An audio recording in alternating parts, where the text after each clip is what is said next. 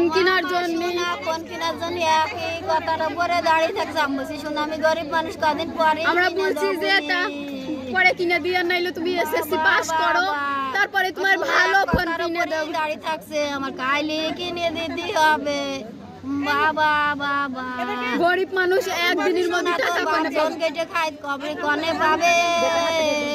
কবে থেকে ফোনটা যাচ্ছে? বাবা এই 4-5 দিন ধরেই আসছে। 4-5 দিন ধরে আসছে। তাও আমি বলছি বুঝাচ্ছি যে শোনা তুই আরাম করিস নে, নাই আমি তোর নানির কাছে গিয়ে বলবো। বল তাও শুনছে না রে মা রে মা। টাচ মোবাইল চাচ্ছে। হ্যাঁ আমি বলছি শোনা তোর বাপ জন খাটে কনে পাবো এত টাকা? মেয়ে কোন ক্লাসে পড়ে? এইটে পড়ে। পড়ে রে আমার ছোট না শোনা রে, ওরে আমার জান রে। আমি গালে তুলে ভাত খাই দিছি। বলছে আম্মু তুমি কি ভাত খাই দিস? তোমার ওই ভাত খেয়ে আমার বারবার টয়লেট হচ্ছে। আমার শোনা নাই একটা ম্যাট্রিল খা রে। বলছে কি না এমনি সাইজ যাবে না। তাই বলে আমার সোনা গোসল করতে গেল। আমি তাও দেখলাম ঘরে এসে জামা কাপড় খুলছে। আমি বলছি এমনি মনে হয় জামা কাপড় পরছে।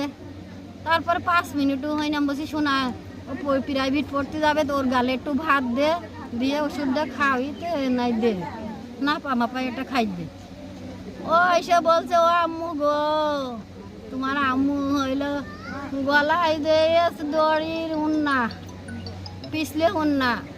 আমি সে এখন একটু ফাঁকতে দেখছি আমার সোনা জ্বলছে রে ও মা আমার।